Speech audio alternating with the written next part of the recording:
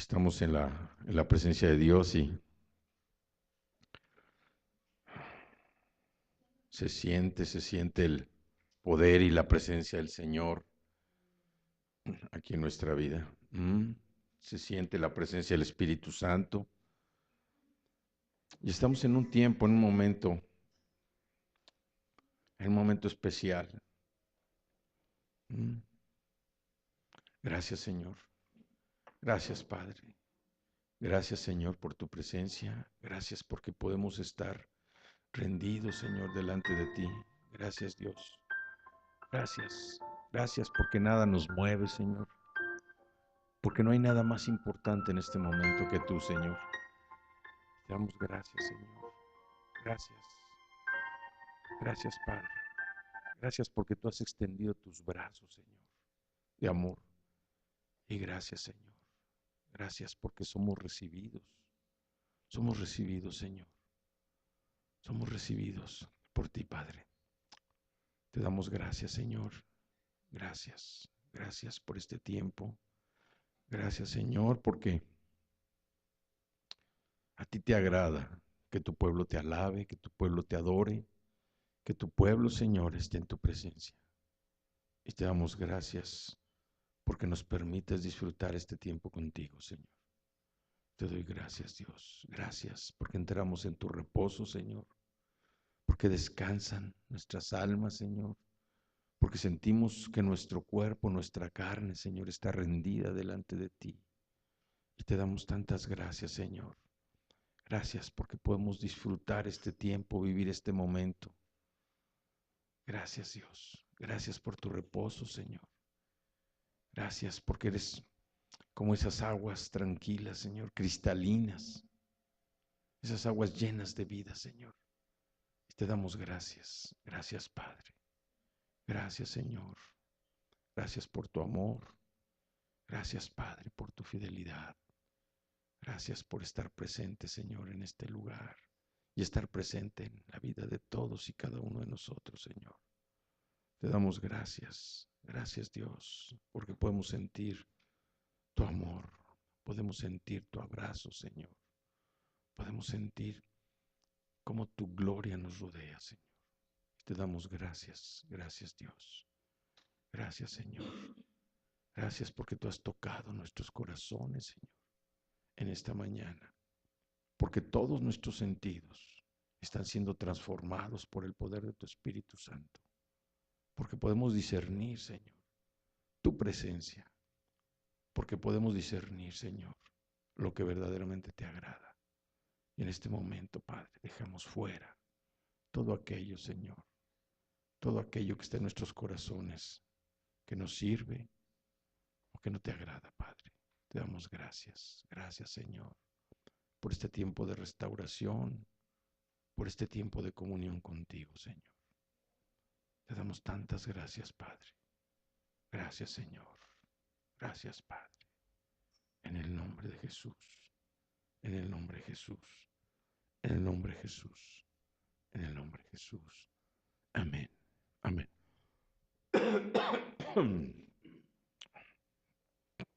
Bueno, vamos a pasar a la palabra y vamos a hacer nuestra declaración. Primero, vamos a levantar nuestras Biblias y vamos a declarar,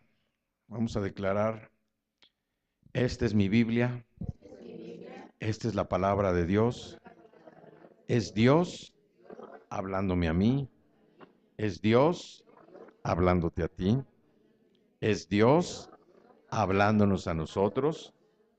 Yo escucho la palabra de Dios, yo entiendo la palabra de Dios, yo estudio la palabra de Dios, yo recibo la palabra de Dios, yo practico la palabra de Dios. Oro porque la palabra de Dios se establezca en mi corazón, en mi mente y en mi vida.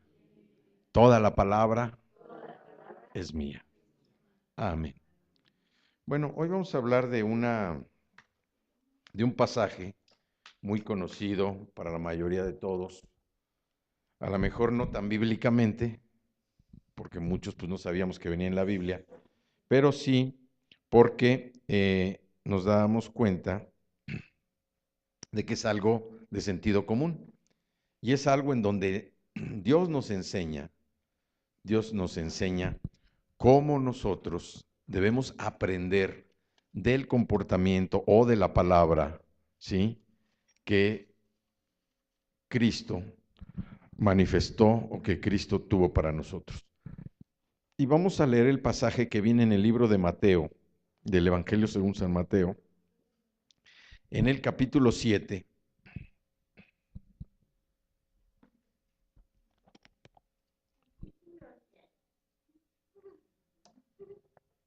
En Mateo, capítulo 7, y vamos a leer desde el versículo 1 hasta el versículo 6.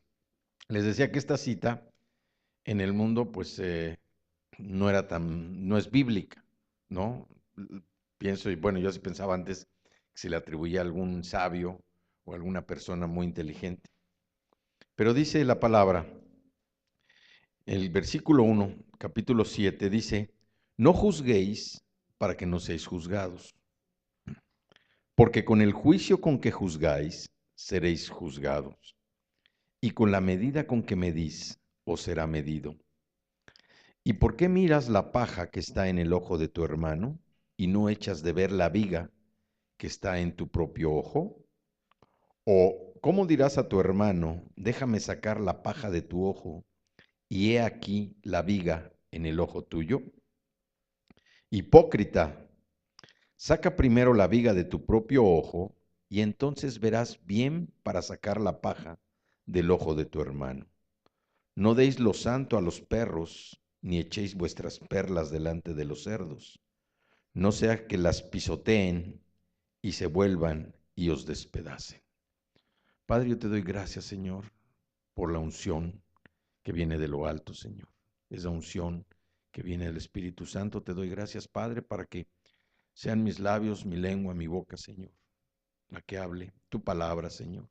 Que no sean mis pensamientos ni mis palabras, Señor, ni filosofía humana o doctrina de hombre la que hable en este mensaje, sino que sea tu palabra, tu bendita palabra, Señor. Yo te doy gracias y pido, Señor, que todos mis hermanos aquí reunidos estén abiertos en su corazón, Señor, tocados por ese fuego del Espíritu Santo, para recibir este mensaje, Señor, que podamos poner por obra. Te damos gracias por el poder del Espíritu Santo y en el poderoso nombre de Cristo Jesús. Amén. Bueno, aquí está hablando, dice que no juzguemos para que no seamos juzgados. ¿Y qué es juzgar? Juzgar, de acuerdo a lo que viene en las escrituras, de acuerdo a lo que viene en los diccionarios hebreos, griegos, es el acto de liberar, ¿sí? Es el acto de gobernar, eso es juzgar. Y bueno, me dirán, hoy, pero ¿cómo es el acto de liberar o de gobernar? Bueno, ¿por qué? Porque es una actividad que una persona que actúa como intermediario entre dos partes que están en conflicto, y esta persona, después de escuchar lo que cada parte aporta, tiene que dictar una sentencia. El mediador tiene que actuar simultáneamente como juez y como jurado. Va a escuchar los argumentos de los litigantes para llegar a un veredicto que tiene que ser justo. Y también determinar qué acciones se van a llevar a cabo, ¿no? Entonces, bíblicamente, el verdadero significado de juzgar es liberar de injusticia y de opresión. Y si nosotros nos vamos a repasar todo lo que dicen las Escrituras, vamos a ver cómo desde el principio Dios dio instrucciones para ser obedecidas. Después vienen hombres que fueron levantados como jueces, como fue el caso, por ejemplo, de Moisés que se dedicaba a atender todo lo que el pueblo venía y le decía para estar resolviendo cada situación, hasta que Dios le mandó un Espíritu Santo, ¿no? Dios le mandó a su suegro, benditos los suegros, Dios le mandó a su suegro, ¿sí? A Yetro, y Yetro, después de observar todo lo que Moisés hacía Le dijo, estás loco. Dice, ¿cómo te pones a tomar decisiones de lo que sucede entre todas las personas? Así es que le dijo, yo te recomiendo que nombres a gente que conozcas, de los ancianos, de la gente más preparada, instrúyelos y que ellos vayan resolviendo los casos por grupos de 10 o de 100 o de 1000. Y cada uno de ellos tendrá la autoridad para resolver. Y lo que no puedan resolver, entonces sí que lo suban contigo y tú lo resolverás, ¿no? Y así vemos cómo sigue la Biblia a través de todos los pasajes que se van levantando personas como jueces, hasta que llegamos al libro de los jueces, ¿sí? Llegamos al libro de los jueces donde Dios levantó precisamente un grupo de personas. En el tiempo de jueces todavía no había reyes, ¿sí? Todavía no había reyes. Entonces los jueces se convirtieron de alguna manera en gobernantes. Y ahí es donde nosotros podemos entender cómo la palabra de juzgar se refiere a liberar de la injusticia y de la opresión. O sea, pienso que de alguna manera, si lo vemos en un sentido totalmente literal, pues el resultado de un juicio es precisamente liberar a alguien de una injusticia, ¿no? Que no se haga una injusticia o liberarlo de una opresión. Y vamos a Jueces, al libro de Jueces, que está en el Antiguo Testamento, al capítulo 2 y al versículo 16.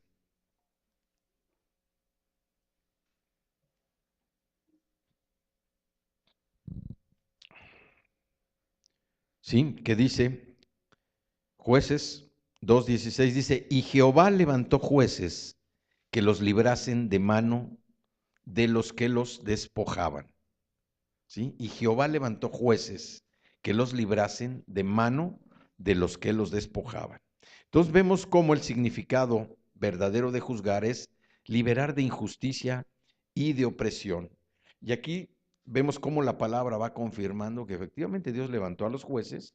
¿Para qué? Para liberar al pueblo de todo aquello que los iba a despojar.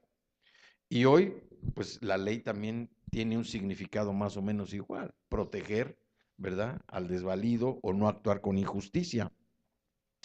Las funciones de un juez, las funciones del juez, como vemos aquí, eran escuchar una causa y emitir un veredicto que tenía que ser justo. Vámonos ahí a Eclesiastés, que también está en el Antiguo Testamento. Eclesiastés, en el capítulo 12.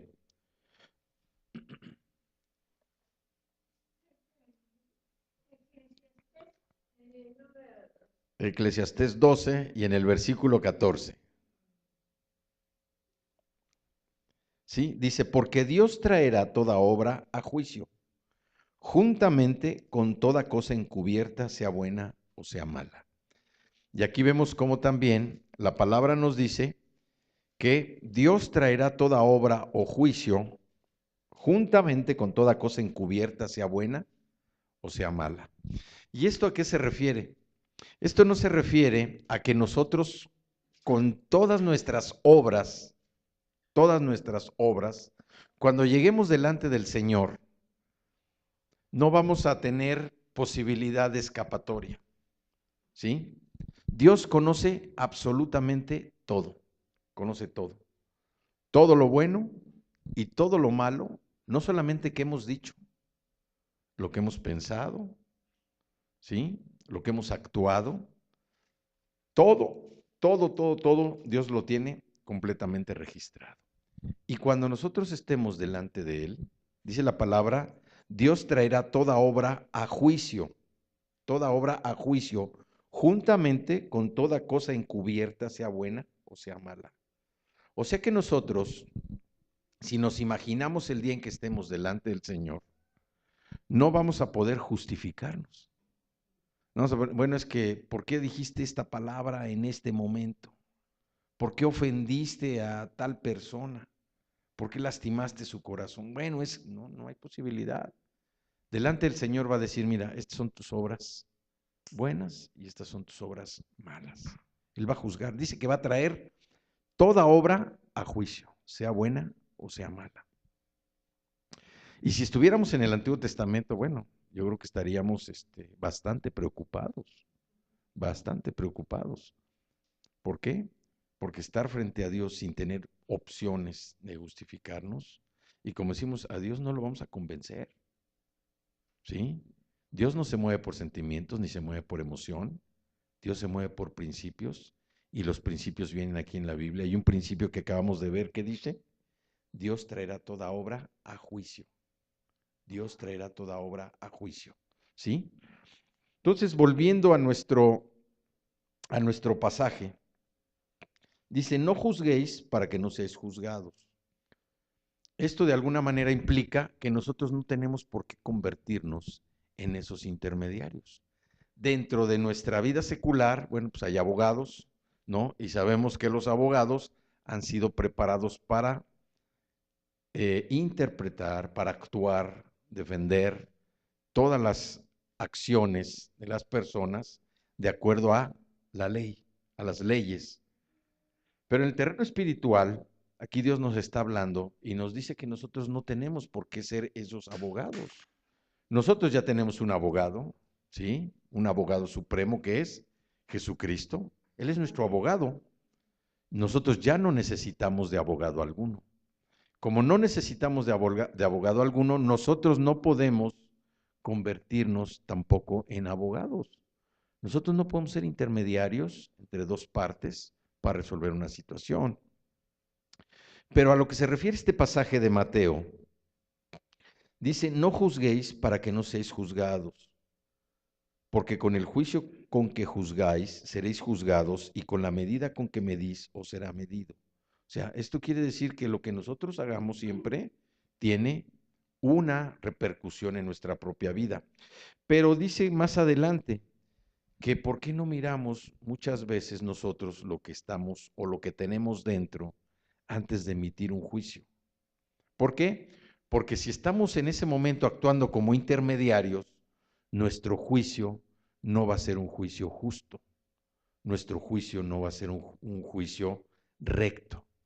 Probablemente, y lo más probable, casi el 99.9%, es que el juicio que nosotros emitamos sea un juicio injusto. Y si nos volvemos a lo que veíamos ahorita, lo que significa juzgar, que es liberar de toda injusticia o de toda opresión, nosotros muchas veces cuando juzgamos, lo que estamos haciendo es, estamos siendo injustos y que tal vez estamos oprimiendo a alguien. El juzgar no es un acto que Dios nos haya dado. Dios no nos está preparando para ser jueces. Dios no nos está preparando para juzgar. Y permítanme decirles esto, que muchas veces entre nosotros, cuando más vamos conociendo la palabra, es más común empezar a juzgar. No, es que ese como no es cristiano se viste así. Como no es cristiano hace esto. Como no es cristiano, ¿sí? Ahí lo que estamos haciendo es que estamos metiendo una bigota en nuestros ojos. Ajá, porque estamos juzgando lo de los demás.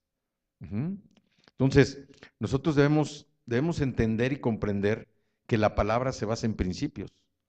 No se basa ni en suposiciones, no se basa tampoco en emociones ni en sentimientos. Nosotros no estamos habilitados para juzgar. Y dentro del nuevo pacto, la obra redentora de Cristo, este es un pasaje que Jesús les está dando a los demás. O sea, no criticar, ¿sí? No juzgar. ¿Por qué? Porque cuando nosotros criticamos o juzgamos, estamos siendo injustos. Y repito, lo más probable es que estemos oprimiendo a alguien. ¿Sí? Cuando yo le digo, no, es que no está bien, lo que dijiste estuvo mal, yo la estoy oprimiendo, estoy siendo injusto, estoy juzgando. ¿Sí? Nosotros tenemos que tener esa limpieza en nuestros ojos, pero también en nuestro corazón para no emitir juicio alguno. No estamos habilitados para juzgar, no estamos habilitados para ser esos intermediarios en este punto de estar juzgando, de estar criticando. Nosotros tenemos que dar palabras de ánimo, palabras de exhortación, palabras igual de corrección. Dios nos disciplina con amor y nos disciplina a través de corregirnos. A los que no son hijos de Dios, Dios los disciplina a través del castigo. ¿sí? Dios a nosotros no nos disciplina con castigo. Dios a nosotros nos corrige. Y cuando Dios quiere disciplinar, cuando viene alguna situación difícil a nuestra vida, Dios lo que hace es que quiere que volteemos hacia nosotros para ver qué es lo que necesitamos cambiar. No es que Dios nos esté mandando algo malo. Dios permite que suceda eso para que nosotros reflexionemos sobre nuestra relación con el Señor. Entonces, a través del nuevo pacto con Cristo, vamos al libro de Juan y veamos en el capítulo 16, Juan capítulo 16, y vamos a leer otro pasaje desde el versículo 8. Ya es un pasaje que se refiere a la obra del Espíritu Santo. Dice Juan 16:8, y cuando Él venga, ¿sí? ¿Quién va a venir en esta época? El Espíritu Santo. Dice, y cuando el Espíritu Santo venga, convencerá al mundo de pecado, de justicia y de juicio. De pecado por cuanto no creen en mí. Aquí es donde opera la conciencia. De justicia por cuanto voy al Padre y no me veréis más. Y de juicio por cuanto el príncipe de este mundo ha sido ya juzgado. Entonces, si vemos aquí en este pasaje, no solamente nos está hablando de lo que estaba sucediendo en ese momento, sino que también aquí Jesús lo que está haciendo es que está profetizando. Está hablando de lo que había de venir. Dice, y cuando Él venga convencerá al mundo de pecado, de justicia y de juicio. De pecado por cuanto no creen en mí. Y esto les decía yo es lo que hace la conciencia, a diferencia del Espíritu Santo. ¿Sí? La conciencia no es el Espíritu Santo. El Espíritu Santo es totalmente independiente de la conciencia. Todos desde que nacen tienen conciencia. Y conforme van creciendo, ¿sí? Esa conciencia se va manifestando a través de la experiencia o del conocimiento de los eventos y de los hechos que va teniendo cada uno. Pero cuando el Espíritu Santo, nosotros que ya recibimos a Cristo, también dice que recibimos al Espíritu Santo, al Espíritu de verdad. Y cuando el Espíritu Santo se empieza a manifestar en nuestra vida, es cuando empezamos nosotros a reflexionar sobre aspectos de nuestras conductas, de nuestros pensamientos, de nuestros hábitos que no van acorde con la palabra del Señor. Entonces, el Espíritu Santo es el que iba a convencernos. A los que no creen, de pecado. ¿Sí? Dice, a los de justicia, por cuanto voy al Padre, ya no me verán más. ¿Sí? Dice, justicia es darle a cada quien lo que le corresponde. Y Jesús iba al Padre. Dice, y de juicio por cuanto el príncipe de este mundo ha sido ya juzgado. ¿Quién es el príncipe de este mundo? Satanás. Dice que ya fue juzgado, Satanás ya ha sido juzgado. ¿Sí? Entonces les decía, esto también nos habla proféticamente de lo que habría de venir. Y vámonos a Primera de Tesalonicenses, que está más adelante.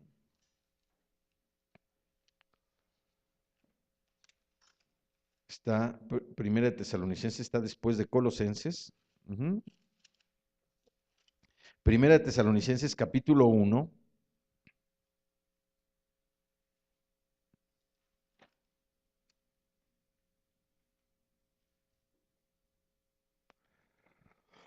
Dice, pues nuestro evangelio no llegó a vosotros en palabras solamente, sino también en poder, en el Espíritu Santo y en plena certidumbre, como bien sabéis, cuáles fuimos entre vosotros por amor de vosotros.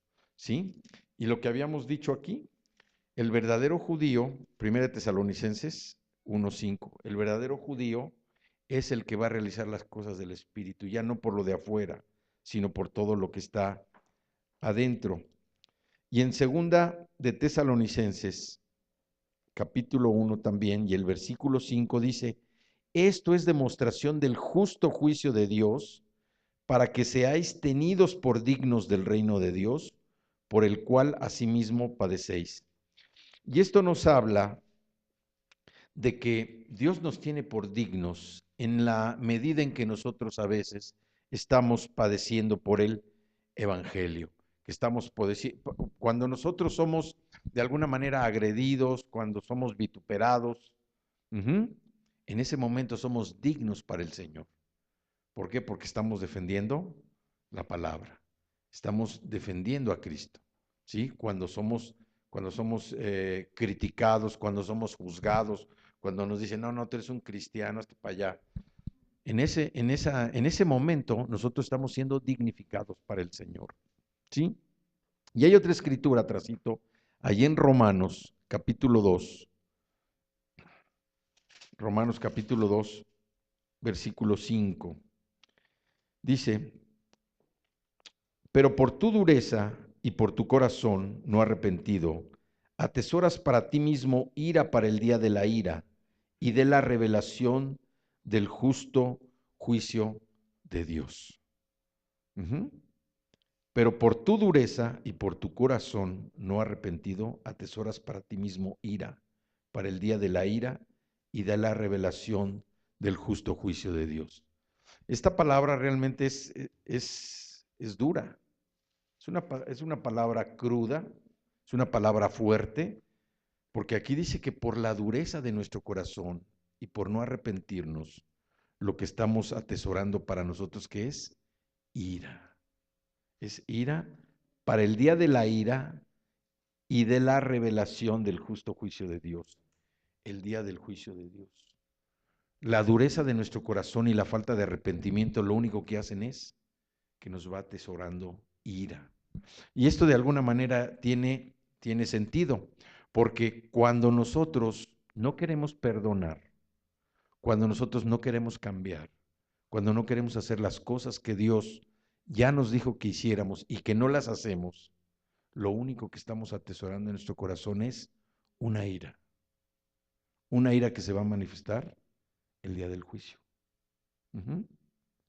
Una ira que se va a manifestar el día del juicio de Dios. Y entonces sí, pues no va a haber ni para dónde hacerse.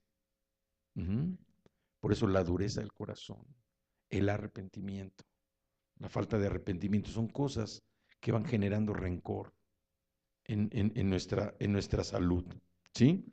Y vemos cómo habla también del justo juicio. ¿Y dónde vemos nosotros? ¿Dónde vemos que se habla del justo juicio de Dios? Hay muchas aproximaciones populares hoy en día sobre el libro de Apocalipsis. Hay muchas aproximaciones populares. Hoy vemos también que muchos tratan de relacionar las noticias con lo que dice el libro de Apocalipsis. Hay muchas teorías sobre el fin del mundo. Hay muchas teorías también de los tiempos, sobre el fin de los tiempos. Pero también vemos que hay pequeñas historias de ciencia ficción.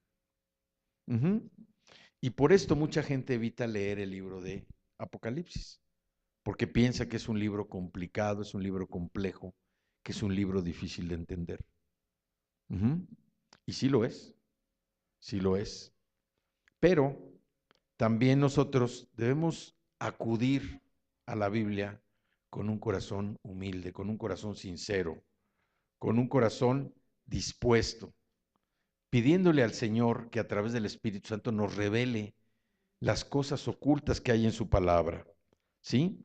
Entonces, mucha gente no lo lee por eso. Le da la vuelta al libro de Apocalipsis porque dicen es un libro complejo.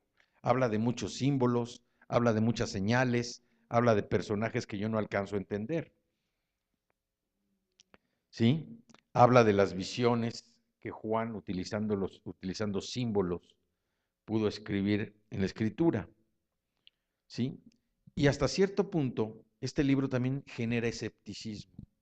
Hay muchas personas que dicen, hombre, lo que viene es mejor las teorías de ciertos personajes, ¿sí? Que lo que abre el libro de Apocalipsis.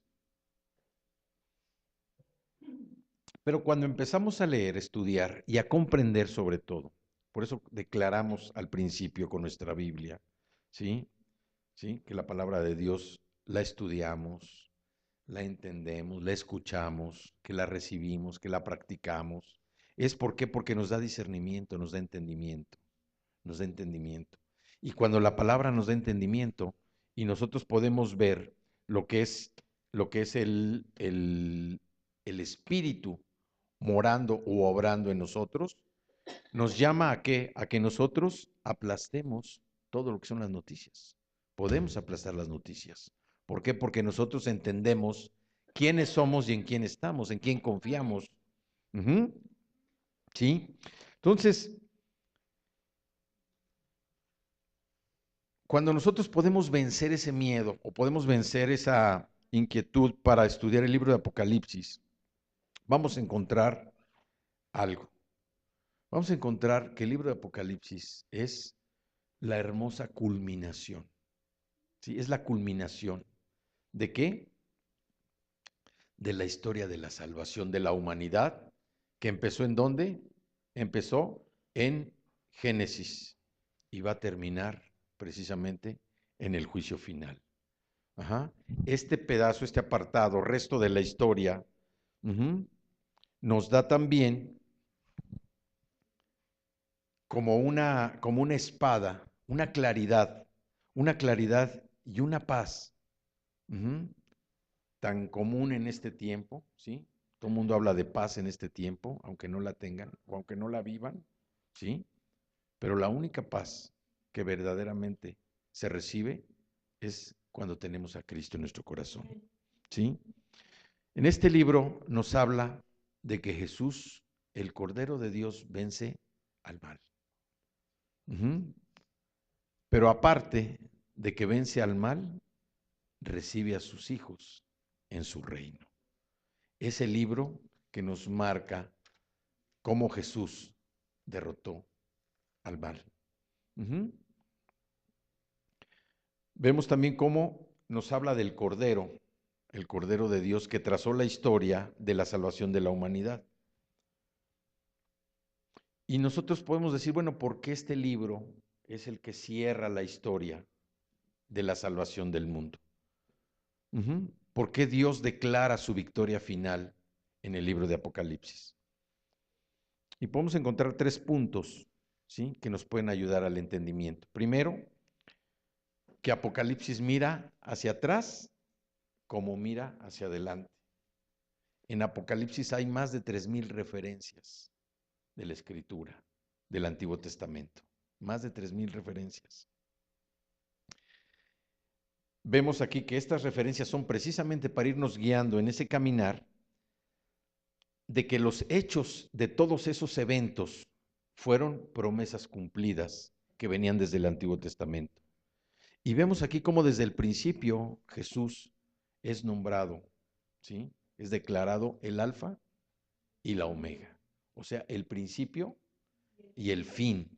Entonces, es un libro en donde conecta los puntos de la historia a través de Jesucristo para entender desde la creación del universo hasta la culminación de la historia del mundo, que es cuando Cristo vence al mal, pero también cuando va a recibir a nosotros, nos va a recibir en su reino. Vemos también cómo Jesús sigue siendo el mismo ayer, hoy y siempre. También nos habla de que Jesús es el Cordero Conquistador.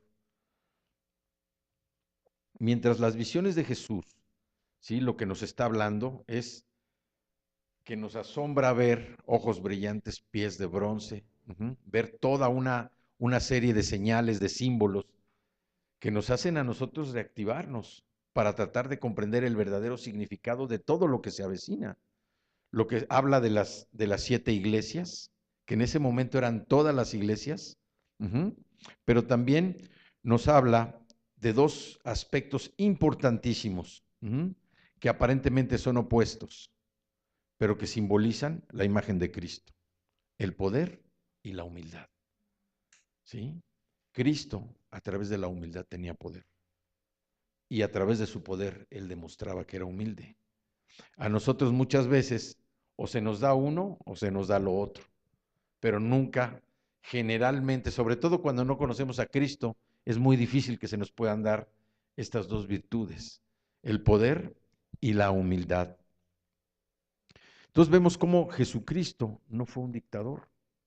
Él siempre estuvo actuando de acuerdo a lo que su padre le decía, de acuerdo a lo que veía su padre que hacía, y es como él nos fue enseñando, mostrando todo lo que hizo en su vida al pasar por esta tierra. Él exhibió su fuerza por medio del sacrificio y del profundo amor que tenía por todos nosotros. Él no mostró su fuerza a través de condición o de coerción, sino él mostró su fuerza a través del sacrificio y del profundo amor a nosotros, ¿no? Y el otro punto es que Jesús viene de nuevo y nosotros nos estamos preparando precisamente para la siguiente venida del Señor. Este libro lo que habla es que da instrucciones a la iglesia para que esté preparada para esa venida del Señor, para el regreso de Jesucristo, ¿sí? Aunque el Espíritu Santo hoy está presente, trabajando por medio de nosotros, el Espíritu es el que le da vida a la iglesia. ¿Por qué le da vida a la iglesia? Porque la iglesia necesita continuar con la obra que Jesús inició. Necesitamos nosotros seguir con la gran comisión de predicar el Evangelio. Y como decíamos, predicar el Evangelio a través de nuestra propia vida. Por eso este pasaje que leíamos ahorita en Mateo, no podemos nosotros juzgar, no podemos criticar, nosotros no podemos convertirnos en esos intermediarios para crear injusticia y opresión a los demás. Nosotros, como el ejemplo que nos da Cristo en a través del libro de Apocalipsis y a través de toda su historia, es el poder llegar a unir el poder y la humildad. El demostrar el poder a través de qué? Del sufrimiento y el profundo amor que Él nos tiene a todos nosotros. No es un sufrimiento de estar en una esquina pidiendo algo para comer, no. Es el sufrimiento que un cristiano tiene cuando ve que un hermano no se ha podido salvar, que un hermano convertido está cometiendo actos, está haciendo algo que desagrada al Señor. Ese es el sufrimiento de nosotros como hijos de Dios, ¿sí? No es el ser, ¿cómo se llama? El que seamos golpeados o el que seamos castigados.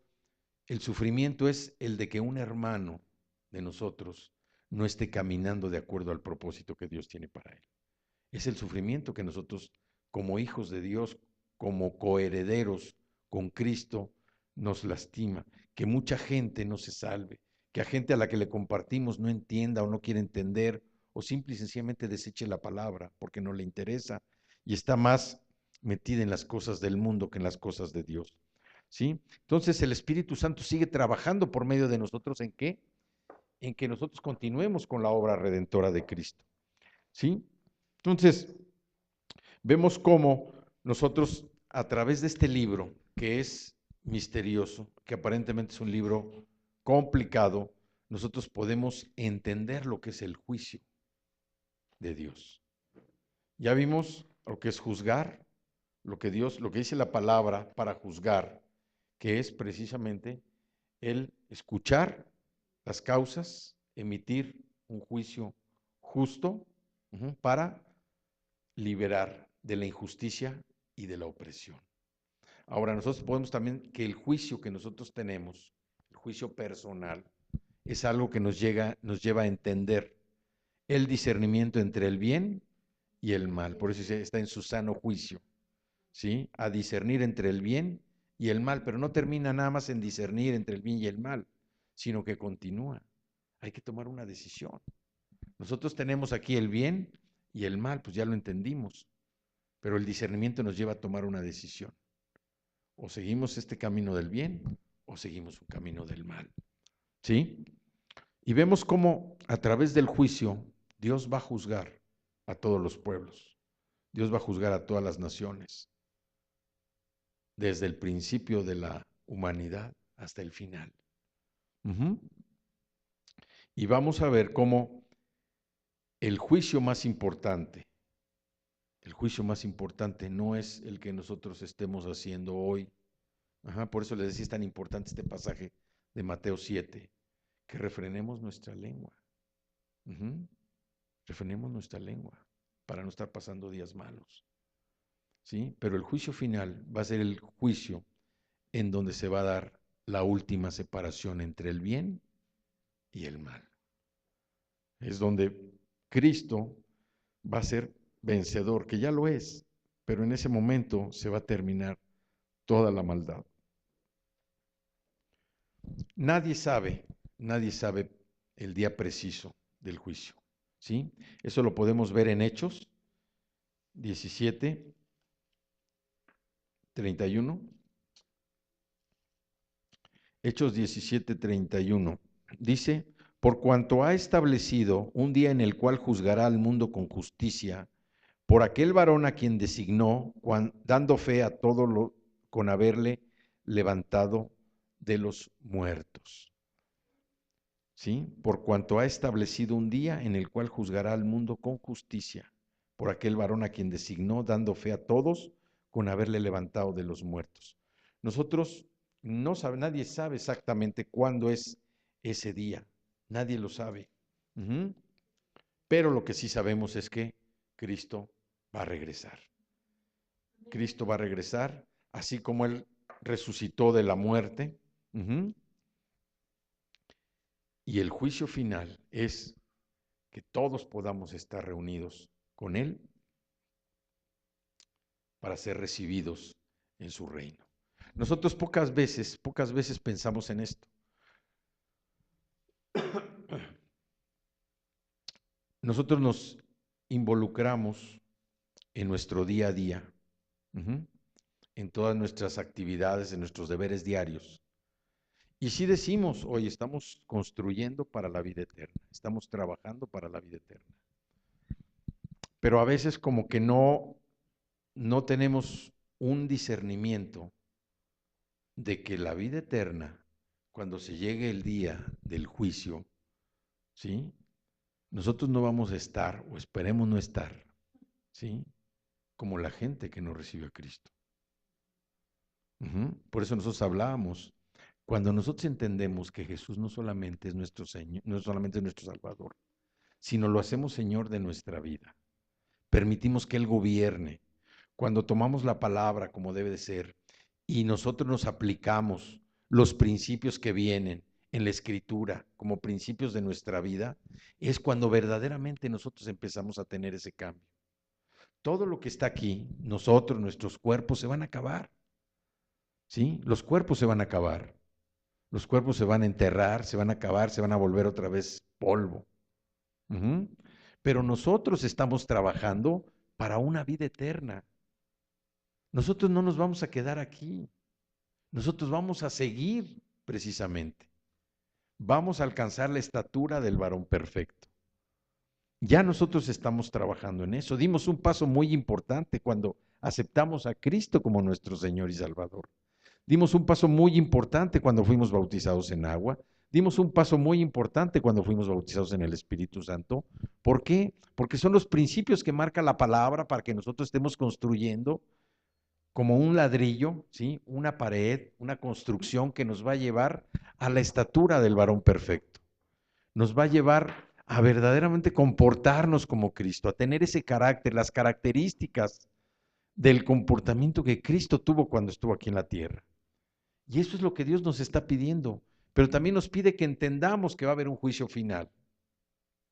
Va a haber un juicio final, en donde se nos van a presentar todas nuestras obras, todos nuestros pensamientos y todas nuestras palabras. Imagínense si fueran archivos, ¿de qué tamaño van a estar? ¿Sí? Y nada más para repasar lo que fue nuestra vida, porque no va a haber derecho de réplica. A Dios nadie lo puede convencer. Muchas veces pensamos que si oramos más, vamos a convencer a Dios de algo que queremos. Y no, a Dios no lo convencemos. Decimos que Dios es omnisciente, ¿sí? Dios es omnisciente, todo lo sabe. Sabe nuestro pasado, sabe nuestro presente, sabe nuestro futuro. Dios es omnipresente, Está aquí con nosotros, siempre. Donde vamos, Él va con nosotros. No está alejado de nosotros. Él sabe perfectamente lo que estamos haciendo. Pero también Dios es omnipotente, es poderoso. Todo lo puede Él. Todo lo puede. ¿Sí? Entonces, también sabemos que Dios no cambia. Dios no cambia. Y Dios es veraz. ¿Sí? Dios es veraz. Entonces, nosotros con estos atributos del Señor tenemos todo para seguir confiando en Él. Dios es fiel, por eso Dios es fiel. Por estos atributos Dios es fiel. Él no cambia. Y si quiere que entendamos que va a llegar un momento, el decir estamos trabajando para la vida eterna, es que lleguemos perfectamente preparados de haber obedecido su palabra. Sí vamos a tener nosotros un punto muy importante, que sí tenemos un intermediario. Nosotros sí tenemos un intermediario, que es Cristo. El único intermediario entre Dios y nosotros. Él sí es nuestro intermediario. Y a través de ese intermediario es como nosotros pues tenemos todas estas obras que no funcionaron en nuestra vida, todas estas palabras que fueron malas, todos estos pensamientos, ¿sí? Pero cuando nosotros recibimos a Cristo y en su palabra otro de los principios que dice es que Él perdonó todos mis pecados. Todos mis pecados fueron perdonados por Él, por el sacrificio de su muerte en la cruz. Entonces nosotros podemos entender que cuando llegue el juicio final, nosotros vamos a tener unos boletitos aparte. ¿Sí? Es importante entenderlo, que estamos trabajando precisamente para esa vida eterna, que el sacrificio de Cristo por nosotros, y es un principio que establece la palabra, que nuestros pecados, al momento en que lo recibimos a Él, ya fueron perdonados. Ya fueron perdonados. Ya no tengo yo por qué traer a memoria todos mis pecados pasados. Todo lo que mi vida era en el pasado, yo ya no tengo por qué traer la memoria. ¿Por qué? Porque de acuerdo con su palabra, todo lo mío está en el fondo del mar. Todo lo malo de mi vida pasada, y por eso fuimos hechos nuevas criaturas. Por eso nuestra ciudadanía ya no es de este mundo. Porque verdaderamente entendemos que somos hijos de Dios. Que no necesitamos criticar, no necesitamos juzgar, no somos intermediarios de nadie, nuestro intermediario es Cristo, ¿sí? Y que toda nuestra vida, toda nuestra historia, hasta antes de venir al conocimiento de Cristo, hasta antes del nuevo nacimiento, toda esa historia está en el fondo del mar. Pero yo entiendo que va a haber un juicio final. Y por eso mi preocupación de todos los que no han recibido a Cristo, que se vayan a enfrentar. O no que se vayan a enfrentar, que van a estar frente a Dios el día del juicio. Y no va a haber más que dos caminos. Estar con el Señor o no estar con Él. Entonces, debemos entender que lo que estamos haciendo cada día, como decíamos el otro día, el ministerio no es lo que venimos a hacer aquí. Nuestro ministerio es lo que hacemos todos los días. Ese es nuestro ministerio. Lo que hacemos todos los días. Todos los días. Y ahí es donde nosotros tenemos que valorar si ese ministerio verdaderamente está acorde o estoy sirviendo a Dios o no lo estoy sirviendo. ¿Sí? Ser un siervo de Cristo es un privilegio. Es un privilegio. Siempre y cuando lo hagamos, como dice él, con humildad. Porque ser un siervo de Cristo también nos da el poder y la autoridad para proclamar su palabra. Pero hay que estar conscientes de que va a haber un juicio final, el fin de la historia de la humanidad, el día en que Cristo venza al mal y nos reciba en su reino. Entonces estamos trabajando precisamente para eso y hay que tenerlo presente. No decir, sí estoy trabajando, ¿por qué? Porque estamos conscientes de que tenemos un ministerio, somos ministros del Evangelio, somos ministros del Señor. Y como les decía, ser siervo de Cristo es un privilegio. Es un privilegio. Uh-huh. Ser coherederos de Cristo también nos va a traer recompensas. De hecho, ya las tenemos. Y reconocer cada día su misericordia. Vamos a leer el Salmo 119. No todo, para que no se asuste.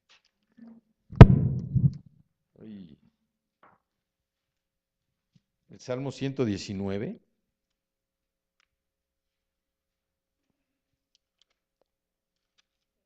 Y el versículo 75. Dice, conozco, oh Jehová, que tus juicios son justos y que conforme a tu fidelidad me afligiste.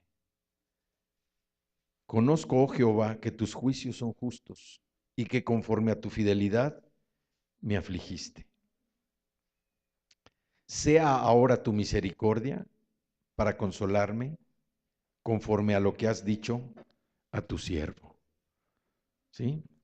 Salmo 119, 75 y 76. Conozco, oh Jehová, que tus juicios son justos. Uh-huh. Tus juicios son justos. El Señor es justo y es fiel. Dice, y que conforme a tu fidelidad me afligiste. Y les repito, cuando el Señor permite que estemos afligidos, es porque Él quiere hacer algo en nuestra vida. Él no nos manda la aflicción, pero permite que la aflicción llegue. ¿Sí? Y esa aflicción, perdón, nunca va a ser algo que no podamos nosotros resistir. Por eso les decía yo la semana pasada también, cuando algo duro, difícil viene a nuestra vida, antes que empezar a buscar a los amigos o a gritar o a renegar, lo primero que tenemos que hacer es, Señor, ¿qué voy a sacar de esto? ¿Qué voy a aprender de esto? ¿Sí? ¿Qué es lo que me quieres decir con esta situación? ¿Qué tengo que hacer en mi vida? ¿Qué tengo que cambiar para que esto pase? ¿Sí? Y luego el 76 dice, sea ahora tu misericordia para consolarme, conforme a lo que has dicho a tu siervo. Por eso les digo, ser un siervo de Cristo es un privilegio. ¿Sí? Sea ahora tu misericordia para consolarme. El Señor es misericordioso con nosotros. Y vámonos, ya para terminar, a Lamentaciones. El libro de Lamentaciones lo escribió el profeta, ¿saben quién? Jeremías. Lo escribió el profeta Jeremías. Y vamos a Lamentaciones capítulo 3.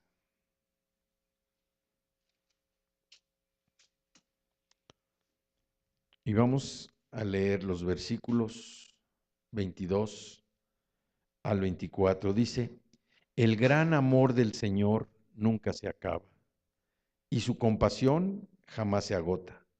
Cada mañana se renuevan sus bondades, muy grande es su fidelidad. Por tanto digo, el Señor es todo lo que tengo, en Él esperaré. En la Reina Valera dice, por la misericordia de Jehová no hemos sido consumidos. Por su misericordia no hemos sido consumidos. Porque nunca decayeron sus misericordias, nuevas son cada mañana, grande es tu fidelidad. Mi porción es Jehová, dijo mi alma, por tanto en Él esperaré. Entonces aquí vemos también otra cita donde Dios nos está hablando de su misericordia, Dios nos está hablando también de que sus siervos tenemos un privilegio en haber sido escogidos y que nosotros decidiéramos servirle a Él, pero también que no dejemos de lado el que hay un juicio final, que nosotros no somos nadie, no somos esos intermediarios para actuar, porque muchas veces lo que hacemos es que creamos injusticia u opresión. El ejemplo de Cristo para nosotros es un ejemplo de poder, es un ejemplo de humildad, es un poder de sufrimiento, pero también es un ejemplo de autoridad. Y es una autoridad que Él nos da para que nosotros podamos cumplir con la gran comisión que dice ir y predicar el Evangelio. pero predicar el Evangelio, repito, no pararnos en la calle y digo, lo podemos hacer y estar declarando la palabra. Predicar el Evangelio es con nuestra propia vida, dando ejemplo de nosotros. Nosotros practicamos un ministerio todos los días, no nada más cuando venimos aquí a la iglesia. Tenemos que seguir estudiando nuestra palabra. Yo los animo a que estudiemos el libro de Apocalipsis, que más bien como dicen en inglés, Revelation, es un libro de revelación. Es un libro de revelación y es un libro en donde se nos habla precisamente del Cordero de Dios. Ese Cordero que vino desde el principio, ese sacrificio que vino desde el principio cuando Adán y Eva con su conciencia reconocieron que habían pecado, ¿sí? Y que Dios les dio pieles. Ese fue el primer sacrificio que hay en la Biblia. Fue el primer sacrificio, porque Dios les dio pieles de animales para que se cubrieran. Entonces llegamos a Apocalipsis, al libro de Apocalipsis, donde en el juicio final es la manifestación del Cordero de Dios. Y repito, es el día en el que Jesucristo vence al mal, pero también donde nos recibe a todos para entrar a su reino. Vamos a orar. Se ponen de